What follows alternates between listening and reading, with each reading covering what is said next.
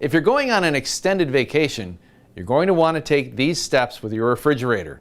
First thing you're going to do is empty all of the food contents in both the freezer and the refrigerator compartment. Turn off your refrigerator, close the water valve, empty the ice bin, make sure that there is no extra ice that is in the ice bin that hasn't dropped yet. Make sure all of it's cleaned out. Wipe down your refrigerator, clean it, and wipe it dry. Now, prop your doors open with either a sponge or a piece of rubber, something about this size, so your door won't accidentally shut. And you're going to do the same thing down here in the freezer compartment. So close it.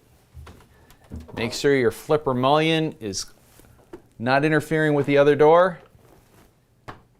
There, you should be all set for vacation.